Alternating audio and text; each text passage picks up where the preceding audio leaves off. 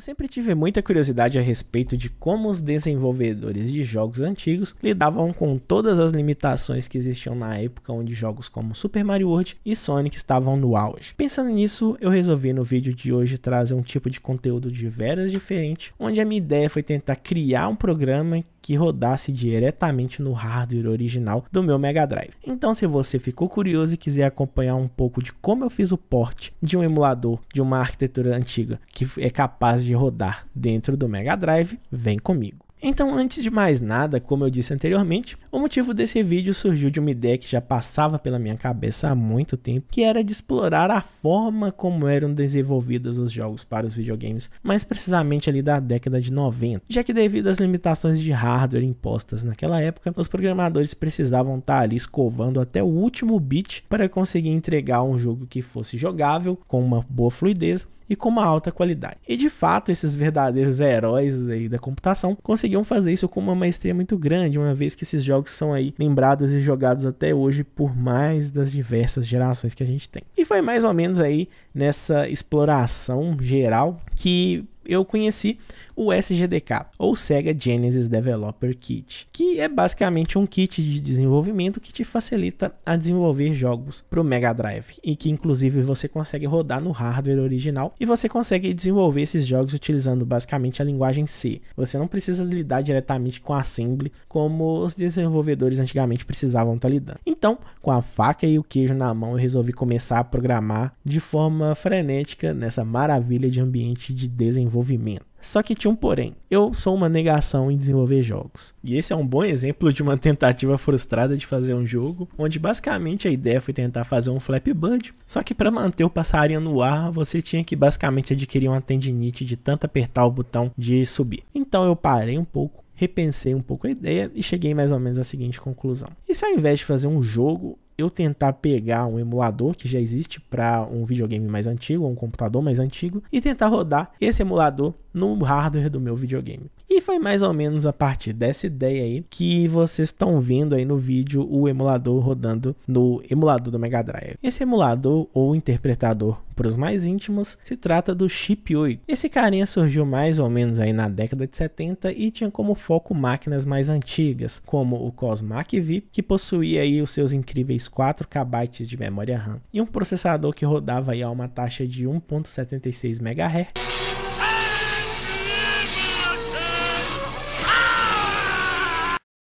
E o Telmac 1800, que tinha uma configuração semelhante. Só que essas duas máquinas basicamente tinham um mesmo problema, que era a dificuldade em desenvolver aplicações com interface gráfica, que a gente pode incluir aí os jogos. E foi mais ou menos a partir daí que se surgiu uma ideia de criar um emulador, que basicamente funcionaria como uma camada extra que ficaria rodando em cima do hardware original, e que facilitaria a vida dos desenvolvedores na elaboração dos seus projetos gráficos. E se você provavelmente é da área de desenvolvimento, vai acabar se lembrando de linguagens como Python, que também foram desenvolvidas com o propósito de tentar simplificar o desenvolvimento de aplicações, utilizando um interpretador ali no meio do caminho para facilitar o desenvolvimento do código pelo programador. O Chip 8 em si é um interpretador bem simples, inclusive se você está querendo entrar nessa área de emulação e não faz a menor ideia de por onde começar, ele pode ser um ponto de partida muito bom para você e inclusive eu vou deixar na descrição do vídeo um site bem interessante para quem quiser entender mais a fundo do emulador. E caso vocês gostem do vídeo e queiram ver uma explicação mais a fundo, eu posso também tentar trazer aqui uma explicação mais a fundo do emulador em si. Mas basicamente o Chip 8 é uma máquina virtual de 8 bits, composta por uma memória de 4 KB, um conjunto de 35 instruções, onde você consegue desenhar na tela com essas instruções, realizar operações aritméticas, operações lógicas e operações de deslocamento, um teclado de 16 teclas, onde você consegue configurar para fazer as operações no computador, e um display monocromático de 64 por 32 pixels. Considerando que é um emulador bem simples, as pessoas conseguiram fazer coisas até interessantes usando ele, inclusive jogos, imitações de jogos como Space Invaders e do Pac-Man. E basicamente a gente consegue rodar isso tudo no Mega Drive porque ele tem o poderoso Blast Processing, que nada mais é do que o Motorola 6800. Como eu já tinha feito um port desse emulador para um outro sistema, refazer esse emulador para o Mega Drive não foi um processo tão complicado assim. Eu só precisei reestruturar algumas informações para o tipo correto que o SGDK utiliza e voilá, já temos um emulador que funciona dentro do Mega Drive. E a ideia do código desse emulador é bem simples e pode ser dividida em 4 etapas principais. A primeira etapa consiste em inicializar o ponto de partida desse emulador, que na prática seria mais ou menos o mesmo que a gente faz quando a gente aperta o reset. E a segunda etapa seria carregar o nosso programa, que pode aí ser um joguinho, para a memória interna do emulador, para ele conseguir fazer o processamento e fazer o jogo funcionar de verdade. E logo depois que a gente tem essas duas etapas definidas no nosso emulador, a gente já consegue rodar esse programa utilizando ele. E isso nos leva ao terceiro passo, que é o passo de fazer a emulação. O método Emulation Cycle, que foi criado, realiza basicamente o mesmo comportamento que o nosso computador realiza quando a gente executa um programa. Primeiramente,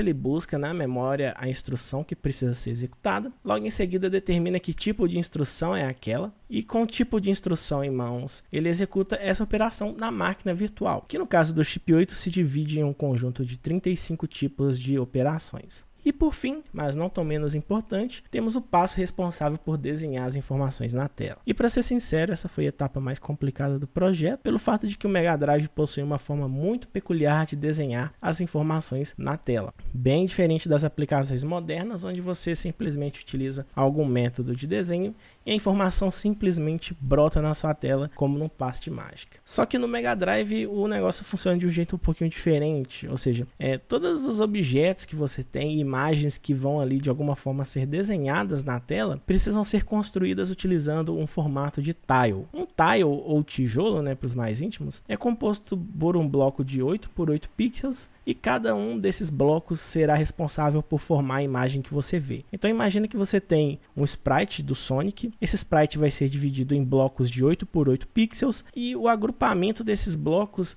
é que vão formar o personagem na tela. Então você tem aí essa divisãozinha para tentar simplificar um pouco e melhorar inclusive o uso de memória e o reuso da memória de vídeo de uma forma que você consiga otimizar ainda mais o uso dela. E o Mega Drive em si, ele tem uma resolução que tem aí mais ou menos 320 por 224 pixels, o que dá exatamente 40 tiles posicionados na horizontal e 28 tiles na vertical. E o desafio é conseguir encaixar a resolução do chip 8, que é de 64 por 32 pixels, nesse sistema de tiles do Mega Drive. E a minha primeira tentativa para fazer isso foi tentar construir esses tiles dinamicamente, ou seja, à medida em que o emulador fizesse as operações de emulação e fizesse a solicitação de desenho na tela, a memória de vídeo do emulador seria lida pelo nosso código, convertida para o formato de tiles e depois renderizada na tela. Esse seria o passo perfeito, porque aí eu conseguiria ter um bom controle de tudo que está acontecendo.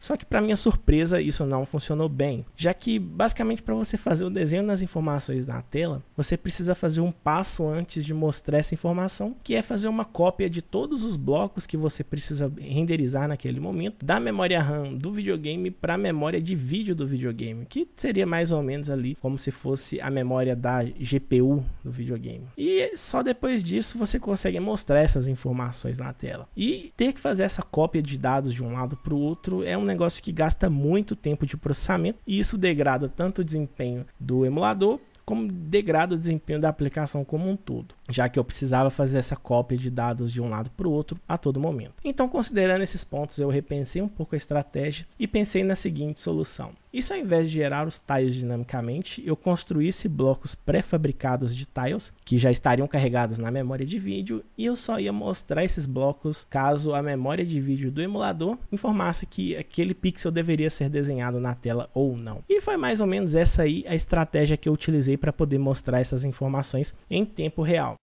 E depois disso nós temos a parte de comunicação, que seria no caso a interação do usuário com o videogame e no caso com o emulador em si. O maior problema nesse caso atualmente é que o Mega Drive só possui um controle de no máximo 8 botões e você não consegue simular todos os eventos que o chip 8 tem. Então ele fica limitado a alguns jogos, mas a implementação é relativamente simples. O que você precisa fazer é implementar um método de interrupção do próprio videogame e com isso ele consegue te dizer qual botão foi pressionado quando aquela função foi chamada. E com isso você consegue fazer a integração dos inputs que você executa no joystick com o videogame. Bom, então sem muito mais delongas, esse é o emulador rodando diretamente no hardware original da Tectoy, que no meu caso aqui é um Mega Drive 3, e como vocês podem ver, a gente consegue rodar os jogos que foram colocados dentro do emulador, que no caso foi o Space Invaders, o Tank e um jogo de navio que eu achei na internet e resolvi colocar para testar. De uma maneira geral, o emulador funciona bem, ele não trava, a jogabilidade está bem fluida, considerando a situação do emulador, porém é possível notar alguns travamentos quando a gente está fazendo a troca de um jogo por outro, principalmente quando esse jogo ocupa uma grande quantidade de memória do videogame, porque provavelmente isso está batendo em algum espaço de endereçamento que não pode, ou então está tendo algum atraso na cópia dos dados do VDP para a memória de vídeo que vai ser renderizada na tela, e isso ainda está dando alguns gargalos. Porém, de uma maneira geral, o emulador funciona relativamente bem e aceita os comandos numa boa. Bom pessoal, então é isso, o vídeo de hoje vai ficando por aqui. Se você ficou interessado sobre essa implementação ou tem algum interesse em tentar rodar esse emulador no seu Mega Drive ou tentar utilizar ele dentro de um emulador de Mega Drive, eu vou deixar na descrição desse vídeo o link para o meu GitHub, onde você vai conseguir baixar tanto a ROM já compilada e que pode ser utilizada para jogar diretamente no videogame, como também a implementação que eu utilizei para estar criando esse código que roda no Mega Drive. E eu gostaria de agradecer a todo mundo que ficou até o final e que acompanhou o vídeo. Esse vídeo foi um vídeo bem interessante de fazer porque ele aborda alguns conceitos que geralmente não se vê falando tanto assim, mas é um exercício bem interessante para quem tem interesse em entender como os videogames antigamente funcionavam e os desafios no desenvolvimento deles. Então, se vocês gostaram do vídeo e inclusive se quiserem uma parte 2 onde eu explico melhor como funciona a parte de comunicação, abordando coisas mais internas do videogame, deixa aí no comentário um vídeo falando que você quer ver isso, que eu vou tentar trazer um conteúdo mais voltado para esse nicho de novo, beleza? Então é isso, pessoal. Meu muito obrigado e até o próximo vídeo. Falou!